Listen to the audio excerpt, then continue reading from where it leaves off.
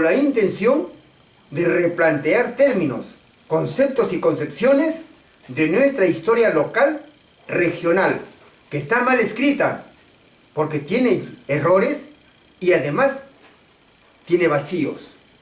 Esto se hace con la finalidad de formar al nuevo tipo de hombre trujillano y mochero a la vez, que llegue a estructurar su auténtica y verdadera conciencia histórico local.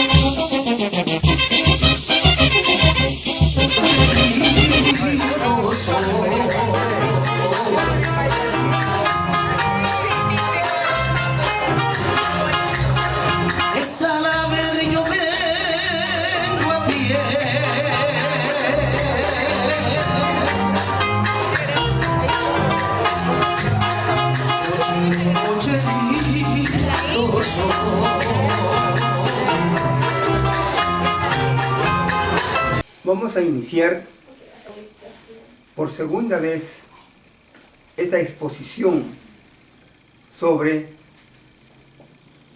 la vida de San Isidro Labrador, especialmente en Moche.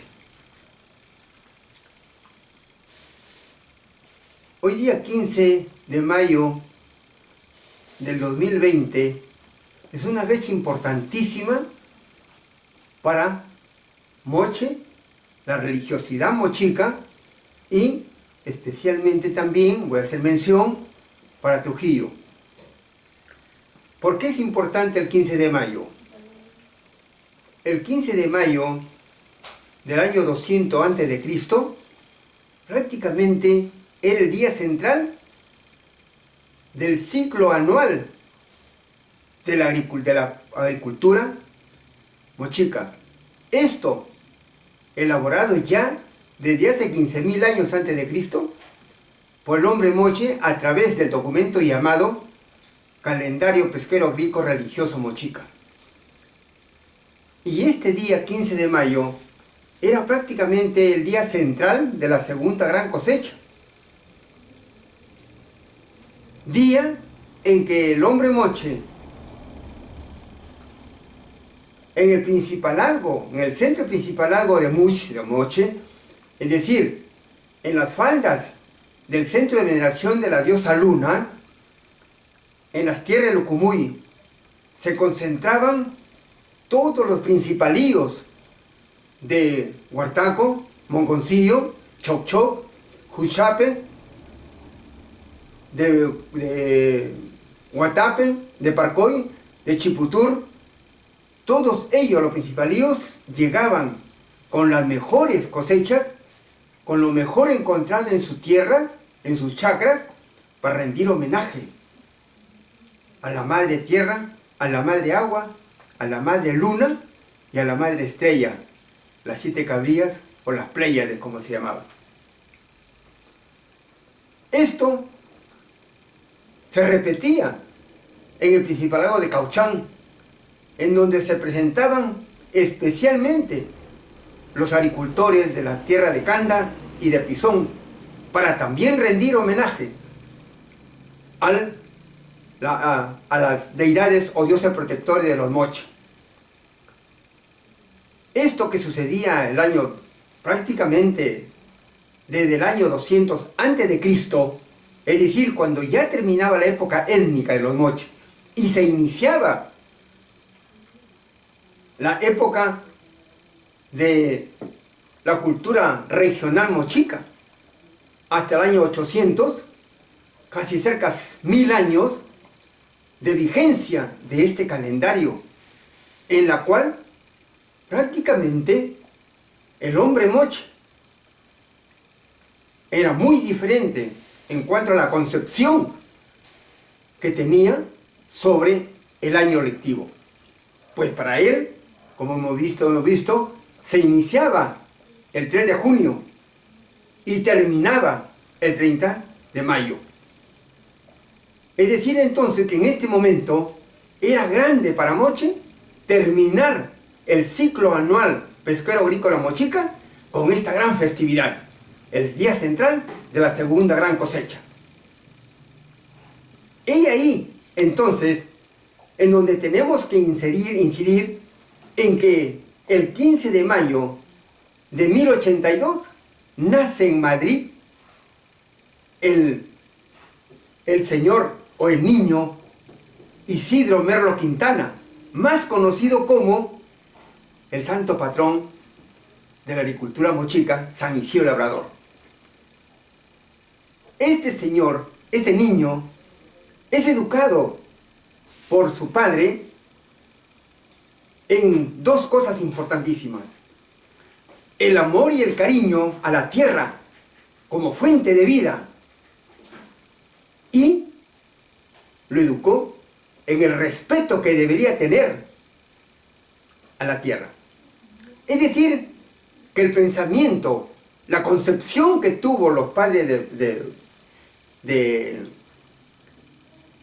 Merlo Quintana era prácticamente una mentalidad mochica, que cuando San Isidro empieza ya su vida de juventud, prácticamente se pone a expensas de la sociedad o de la comunidad madrileña. Y todos los consejos, todas las enseñanzas dadas por su padre, él los pone en práctica en el campo de cultivo. San Isidro Labrador no solamente fue un agricultor excelente, un hombre dedicado al amor a la tierra, a la agricultura, también fue un posero. ¿Qué significaba? Que San Isidro Labrador sabía limpiar pozos y sótanos. Esto va a permitirle que en Madrid se ponga a órdenes de la señora Nufla, una noble que vivía en el cercado de la villa de Madrid, en una quinta, y lo llamó para que cabe un pozo. Y lo cavó el pozo de tal manera que aún en las épocas de sequía, ese pozo nunca le faltó agua. He ahí un milagro. Luego se pone a expensas o a órdenes de la señora María Falconi, también madrileña, y lo llama para que le cabe un pozo en su casa. Y le cava el pozo. Y esa agua que salía prácticamente curaba las picaduras de las sanguijuelas. He ahí otro gran milagro de San Isidro Labrador. Luego, por estas excelentes formas de trabajo, San Isidro Labrador siempre tenía presente dos principios: ora y labora. En las mañanas él oraba y en las tardes se ponía a laborar en los campos de cultivo. Este binomio de actividades prácticamente lo llevan a ser querido por un gran caballero, por el señor Vera, y posteriormente por otro caballero, el señor Vargas, que lo tienen como servidor en los campos de cultivo como ganadero y como agricultor, y le rindió magníficas cosechas. Es otro milagro. Estos milagros, a grandes rasgos, fue lo que constituyó la base y fundamento para que lo consideren a Isidro Merlo Quintana como un hombre milagroso. Esto llegó a oído de Pablo V en el año de 1619 y el 14 de junio lo declara beato. Así, con este título de beato, o con este grado, con esta jerarquía que tenía el señor Merlo Quintana, prácticamente continúa su vida hogareña hasta el año de 1172, en donde muere, un 30 de noviembre, casi cerca de 90 años. Esto sucede todo cuando España estaba dominada por los árabes, en donde él llega a ser muy respetado por la gente de Almorávides y Almohades, que era prácticamente el lugar donde él vivía, dominado por los árabes. Cuando se realiza la tercera etapa, no hago mención a las invasiones, sino hago mención a la última invasión que sufre la tierra mochica, la invasión hispana, realizada en el año de 1735, en donde empieza la presencia del hispano en ayuda mutua hacia ellos, la iglesia cristiana.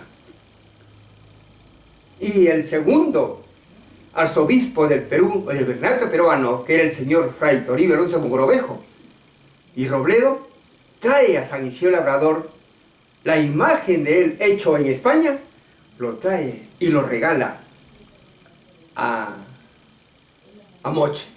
La intención era regalarlo a Santiago de Cao, pero Santiago de Cao era un pueblo pescador, y San Isidro Labrador nunca fue pescador, fue agricultor. Por eso no le regaló a Santiago de Cao en el Principalago de Chalcama, sino lo trajo a Moche y le regala y lo obsequia a cura, a la iglesia, pero en ese tiempo no era iglesia, sino era una capilla, era una ermita, y lo recibe en el año de 1592 y comienza prácticamente su fiesta en el año 1593. Y desde ese momento, 1523, ya como podríamos decir, como hombre milagroso, empieza a ser celebrada. Y esta celebración lo lleva a que, como patrón de la agricultura, él debería tener sus sirvientes. Y es ahí donde surge, y el español vino y encontró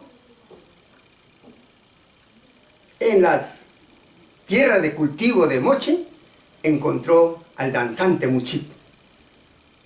Danzante Muchit, que después de sembrar tenía que estar cuidando a todos los sembrados, evitando que le caiga alguna plaga, alguna enfermedad. Y lo hacía danzando, gritando con sonajas. Entonces, el español, al encontrar eso, que venía impreso de un gran cariño por los santos, encuentra a ese danzante Muchit y él lo titula el diablo. Entonces, la palabra diablo es una situación de cambio de actitud que tiene el danzante Muchit, que todo lo sembrado debería ser para un patrón, y el patrón era Merlo Quintana Isidro. De allí en adelante, 1593, se pone a llamarse equivocadamente la población de Moche el santo Isidro Merlo Quintana, o San Isidro Labrador. No era santo. Entonces, esta situación lo hace que comience la gente a pensar de que había ya una persona que podría dirigir a los agricultores de Moche en la actividad agrícola. Y empieza a ser venerado desde el año 1593, comienza a ser venerado como un santo, aunque no lo era, como repito. Y es en el año de 1619, un 14 de junio, como ya dije anteriormente, que el Papa Pablo V, al ver la cantidad de milagros que había hecho en España, lo eleva al grado de beato. Con este grado, prácticamente continúa su vida como santo, como beato, San Isidro Labrador en Tierra Mochica. Llega el año 1622 y un 12 de marzo el Papa Gregorio XV lo santifica, demostrando con ello de que San Isidro Labrador no era una gente mandona, era una gente compasiva, tan igual como fue Francisco de Asís, que siempre amó la tierra, siempre quiso a todo lo que existía en su comunidad natural, en su flora y fauna, tanto fluvial como lacustre, como marítima. Este San Isidro Labrador era un hombre diferente a lo que llegaron prácticamente los sacerdotes de esa época, que llegaron a explotar al elemento nativo, mal llamado indígena. Él se compadecía, como se compadeció Fray Toribio Alonso Mogrovejo, que sí conocía la vida de San Isidro Labrador. Entonces, continúa con más fuerza la presencia de San Isidro en Tierra Mochica. Y así tenemos que comienzan a ver podríamos decir, los altareros, los que querían tener a San Isidro en su casa. Y surge el señor Ramón Almacuadra, el primer gran altarero, y le sigue su hermano, Pedro Almacuadra, su hijo Nicolás Almaz Delgado. Y así posteriormente continúa la serie de altareros en Moche. No tocamos todavía lo que es malamente llamada Campiña, en Moche. Después de los señores tenemos al señor Augusto Fernández Asmat, que recibía también a San Isidro en su recorrido en su casa de la calle Salaberry. Posteriormente tenemos a otro gran altarero, el señor Hermenegildo Sánchez Ñique. Luego al señor Fermín Pantoja Ñique. Con esto prácticamente va demostrando el amor y el cariño, el respeto que se le tenía a Isidro Merlo Quintana. Y en este recorrido que hace, desde el año 1593 para adelante, se deja notar ya una serie que no estaba de acuerdo con la presencia de San Isidro Labrador en las tierras mochicas. Y comienzan prácticamente los castigos de San Isidro Labrador.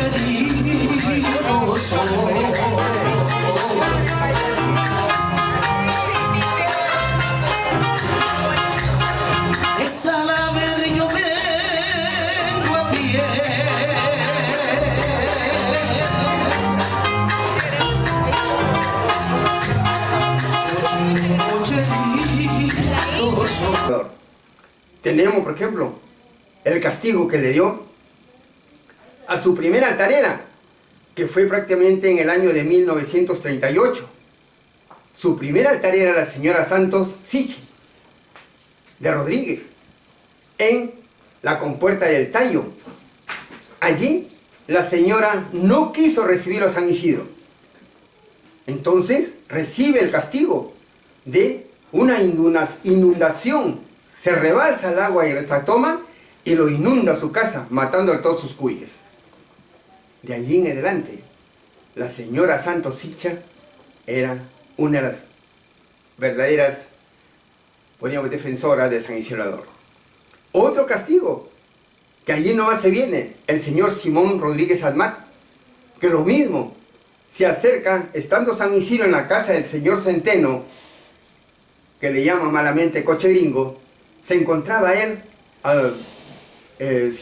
mirándolo a San Isidro. Se acerca y le palmea las nalgas. ¿Por qué? Porque no le había salvado la muerte de su sobrina. Cuando él, estando durmiendo en esa casa, al día siguiente, al levantarse, se levanta y recibe la mala noticia de que un buey de su ganado había muerto. Luego sigue otro castigo al señor Julio Azabache la Cruz. Este señor que vivía con la señora Gumercinda Severino Rodríguez en el ramal Caña, que se llama La General, en el sector La Caña. Prácticamente la señora, que era una, podríamos decir, una venerada imagen, una venerada representación a San Isidro, le habla a su esposo que por favor mate un torillo para recibir a la gente y celebrar la presencia de San Isidro en su casa. Don Julio le responde: ¿qué tanta devoción, qué tanta atención vas a darle a un santo? Esto le permitió para que el día siguiente que iba a entrar San Isidro Labrador a su casa, uno de sus bueyes cae enfermo. Pero él, por más preocupación que tenía y el más deseo grande que tenía por levantarlo, no podía. Y daba muestra de gravedad. Pero ya acercándose a San Isidro, a su rancho de don Julio, se escucha la banda y se escuchan los cohetes, a lo que el toro se levanta, dando muestras de algarabía, de contento, de alegría que iba llegando San Isidro Labrador. Ante esta respuesta, el señor Julio Azabache de la Cruz se vuelve un creyente, un devoto de San Isidro Labrador. Otro castigo al señor José Cedeño Sachún. Él era brequero del ferrocarril y no estuvo de acuerdo con que sus hijos, César Cedeño Fernández y su hijo Amarante Cedeño Fernández, salgan como diablos a servirle a San Isidro. No estuvo de acuerdo y estuvo molesto, les prohibió. Lo dejó en su casa y él se fue a trabajar. Él, como brequero, manejaba la manera de enganche y desenganche de los carritos. Se descuidó y pierde el dedo del centro, el dedo del corazón de la mano derecha. Castigo de San Isidro. Otro, el señor José Vergara. El señor José Vergara, prácticamente, al ver pasar a San Isidro, le dice: ese santo de pierna de guayabo, suficiente fue para que en la noche tenga un cólico tremendo. Otro castigo, a la señora Manuela Jesús Fernández Azabache Delgado, esposa de Vicente Fernández Admat. Ella, como era costumbre, los diablos, entrar sin permiso y robar, entre comillas, las mejores frutas para regalarle a la gente el día 15 de mayo. La señora observó eso, se paró y fue a prohibir que no le saquen ningún pepino de su chacra. Obedecieron, se fueron. Al día siguiente, ese pepinal amaneció engusanado. Castigo de San Isidro. Otro castigo. Cuando San Isidro Labrador pasaba por la calle Sepúlveda, rumbo al altar de la señora Juana Cedeño de Pulido, mamá de Armando de la Rosa, pasaba por la calle Sepúlveda, como digo, y salió la gente de los Martínez, de los Vegas, a recibir, a darles la bienvenida. Y uno de ellos, don Víctor Eleazar Vegas Mat, sale y le dice: ahí pasa el santo, pierna de madera. Fue suficiente para que en la noche tenga un cólico tremendo y una diarrea. Entonces, su esposa, Victoria Sachún Fernández, le aconseja ir y que se perdone a San Isidro Labrador, que se encontraba en la señora Juana Cedeño Pulido. Obedece, se va, le pide perdón y le calmó todo. Castigo de San Isidro Labrador. Continuando con la serie de castigos que San Isidro Labrador daba a los no creyentes de él, tenemos lo que le pasó al señor Leopoldo Amador Fernández Ñique, cuando él vivía en su casa en lo que es la entrada a Guabalito. Llegan a pedirle una colaboración y se niega a darle una colaboración para la festividad de San Isidro. Se niega a darle y todavía se burla. Al día siguiente, su alfalfar nuevo que tenía amaneció agusanado. Otro castigo es al señor Juan Gómez de la Cruz, que vivía en el sector América. Lo mismo. Él ofrece una colaboración, darle una colaboración para la festividad de San Isidro. Pero teniendo el dinero no le dio. Suficiente fue para que el día siguiente su alfalfar amaneciera agusanado. Otro castigo es dado al señor Paulino Isla Asmat, que consistió en que él, cuando sacaba a San Isidro cargado ya de la casa del señor Baltasar Anguamán Sánchez, le iban en el trayecto, le iban regalando cada vez más y pesaba más la imagen. Entonces él, ya no poder, comienza a decir: este santo se va culequeando. Entonces llama a un amigo para que le ayude. Viene el amigo, le ayuda a cargar y él sale. No había pasado 3 metros cuando él se tropieza y se cae y se rompe el brazo y la rodilla. Castigo de San Isidro. Y así tenemos tantos otros castigos que San Isidro ha dado a fin de convencer al agricultor mochica que San Isidro era tan agricultor como ellos, y por lo tanto debería respetársele. Pero sin embargo, había todavía gente que prefería continuar dentro del calendario pesquero agrícola mochica y no aceptar esta armónica conjunción que ofrecía la iglesia a través del santo Isidro Labrador, Isidro Merlo Quintana, con el calendario pesquero agrícola mochica. Porque el hombre moche respetaba a la tierra, lo quería, lo amaba a la tierra, es decir, a toda lo que consistía su comunidad natural. Es decir, había una recíproca influencia y muy armoniosa, muy pacífica entre el hombre moche, la comunidad humana, y la comunidad natural, su flora y su fauna. Y fue esto casualmente lo que lo llevó al hombre moche a crear su propia comunidad espiritual de sus dioses protectores. Es lo mismo que sucedía con la llegada de San Isidro, porque ya lo colocó en la parte alta de su comunidad espiritual. Esto va a permitir que también no solamente San Isidro castigó, sino prácticamente también hizo milagros de vida. El caso, por ejemplo, lo que pasó con el señor Modesto Asmá Azabache, el sector de Sacún. El señor se le empanza una vaca y no sabía cómo levantarlo.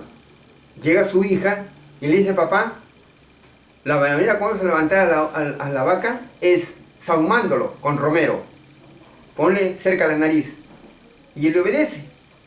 Pero para esto comienza él a rogar a San Isidro que por favor no le vaya a matar a su vaca. Y le hace la sahumada y lo levanta a la vaca. Se para sin que nada tuviese. Entonces él recomienda a su hija que por favor le pase la voz a la señora Leonila Fernández Vergara, que iba a armar el arco en la casa de Remigio, que por favor el lado que le corresponde a otro señor, por favor él lo va a bajar por el milagro que le acaba de hacer San Isidro Labrador. Otro milagro: Teodoro Sánchez Rosales, el profesor, prácticamente quería regalarle paltas a San Isidro Labrador cuando llegue por ese sector, pero el palto no le daba y lo amenaza: si no me das para la hora que viene, para el día, a la semana que viene, San Isidro Labrador, no me das una palta, yo te corto y te utilizo como leña. Suficiente fue para que cuando pasabas San Isidro, él baja las mejores paltas y se lo regala a San Isidro Labrador. Otro milagro podemos ver en la familia de don Ramón Moreno Santillán. Este señor tenía un hijo, Diego Ramón Moreno Galvez Chávez, que llegó a tener una enfermedad bastante rara, que lo consideraron los médicos como la tifoidea, y no era. Era una enfermedad rara propia del África. Por más que puso junta de médicos para salvar a su hijo, no lo podía. Bastó para que él comenzase a implorar a San Isidro Labrador y lo sana. Los rezos que había hecho a San Isidro Labrador permiten sanar a su hijo Diego Ramón. En correspondencia, el señor Ramón le regala un manto a San Isidro Labrador para su fiesta del 15 de mayo. Esto prácticamente permite saber de que había inclusive hasta gente que no era de Moche. El caso, por ejemplo, del señor Max Rosel Berenson, que era dueño de una tremenda, podríamos decir, hectárea de fruto en el sector del Carmelo. Y tenía miedo de que se le pierda eso. Comienza a implorarle a San Isidro que por favor le envíe agua, porque había una sequía tremenda. Al día siguiente le llega agua a ese sector y comienza a regar su chacra. Era un milagro tremendo. Recoge toda la fruta y tenía que traerlo a Buenos Aires, que era su casa. Si no lo sacaba, se podría podrir esa fruta. Entonces, clama vuelta a San Isidro Labrador y pasa una movilidad cerca al Carmelo. Embarca toda su mercadería, su fruta, y se lo trae a Buenos Aires, gracias a los ruegos que le había hecho a San Isidro Labrador. Es otro milagro del santo, del patrón de agricultura en el pueblo de Moche.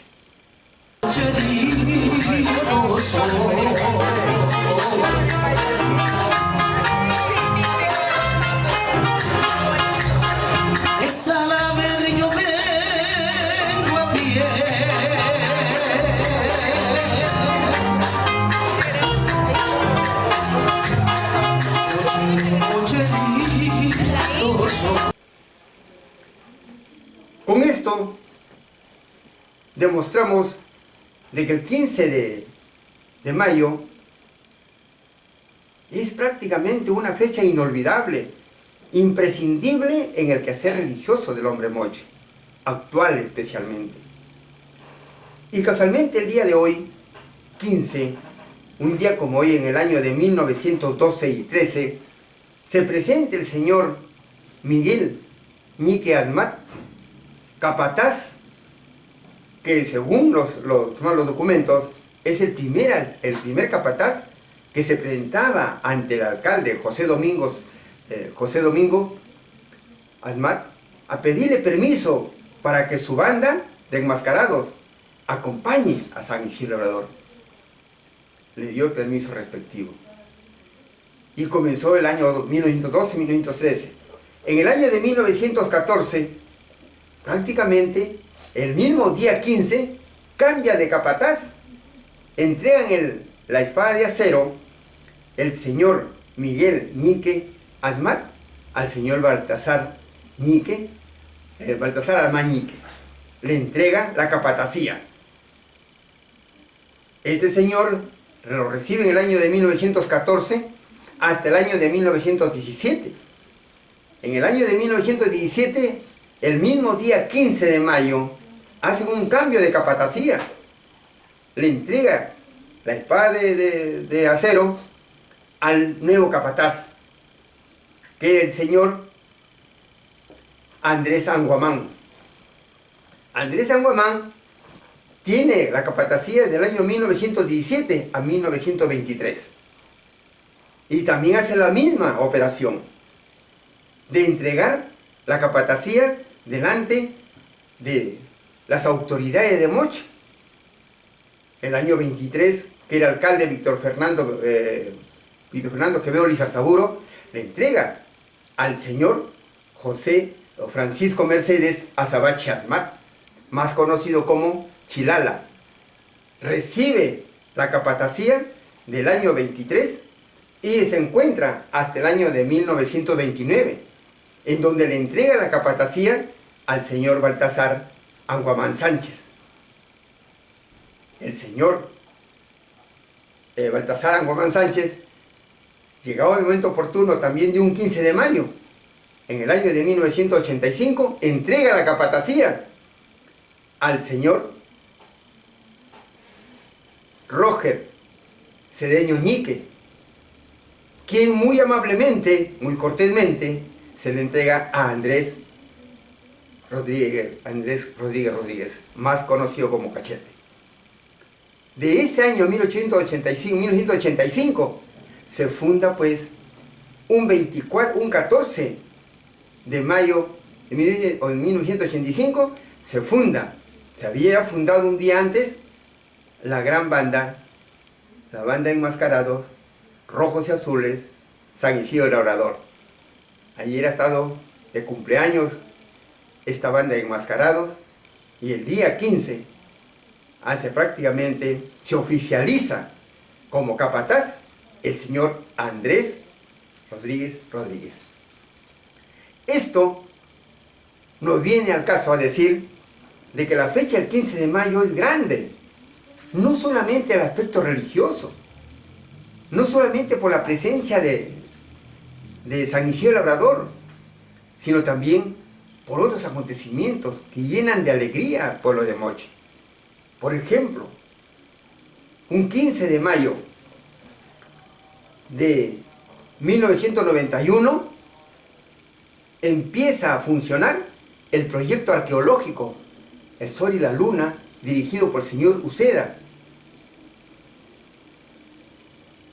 Luego también, un 15 de mayo de 1898, prácticamente se inicia el dictado de clases de religión en la Escuela Fiscal del pueblo de Moche, la 2418-2419, por el párroco del pueblo de Moche. En la sesión de consejo del año 15 de mayo de 1898, prácticamente el señor Nicolás Asmat Cuadra hace presente de que él, como amigo personal del padre Emilio Pereira, estaba llano a dar las clases de religión de manera gratuita a los alumnos de la Escuela Fiscales en el pueblo de Moche. De esa manera estamos viendo de que cada 15 de mayo en el pueblo de Moche se han dado acontecimientos importantísimos. Lo que se dio en el año 1887, en 15 de mayo, el alcalde de Moche en ese tiempo, que fue Baltasar Rosales de Azabache, dispone de que los solares, las tierras que se encuentran como ejidos municipales, sean repartidas a los pobladores de Moche. Es decir, que hemos tenido acontecimientos importantísimos en la vida cotidiana del hombre Moche. Y también, ¿por qué no decir de Trujillo? Un 15 de mayo de 1948, que estaba dirigido por el señor Víctor Julio Rosell Piazzini, acuerda de rendir un homenaje póstumo a Víctor Larco Herrera. ¿Por qué? Porque además de su filantropía que tuvo con el pueblo de Trujillo, también lo fue en Moche. Él fue el padrino de la colocación del primer reloj público, del primer y único reloj público que tuvo el pueblo de Moche, que fue instalado en la torre de la iglesia. Entonces, es para Trujillo un gran honor, como Moche también, que se le rinda un homenaje póstumo a Víctor Larco Herrera. y acordaron colocar un busto de él. Inclusive, el día de su entierro, porque se encontraba en Chile muerto, llevar a cabo el izamiento del pabellón nacional a media asta. Pero lamentablemente que su señora esposa no quiso que Víctor Arco Herrera sea enterrado en Moche, sino en Lima. Así pues, de esta manera, hemos visto que un 15 de mayo, en los distintos años y distintos siglos, tiene una gran resonancia social, política, cultural y religiosa en el pueblo de Moche. En el próximo video vamos a tratar en lo posible de que el Centro de Investigación de la Cultura Moche y de la Cultura Trujillana, María Albina Fernández Azabache de Sachún Cedeño, vea la necesidad de hacer llegar todos estos pequeños aportes culturales a la Dirección Regional de Educación, con la finalidad de que sean incorporados dentro de la currícula escolar de primaria y secundaria del pueblo de Moche, y si fuera posible, de Trujillo, con la intención de replantear términos, conceptos y concepciones de nuestra historia local, regional, que está mal escrita, porque tiene errores y además tiene vacíos. Esto se hace con la finalidad de formar al nuevo tipo de hombre trujillano y mochero a la vez, que llegue a estructurar su auténtica y verdadera conciencia histórico local, para tratar en lo posible de unir nuestro presente con nuestro milenario y ancestral pasado, para saber a dónde nos enrumbamos en el futuro. Gracias.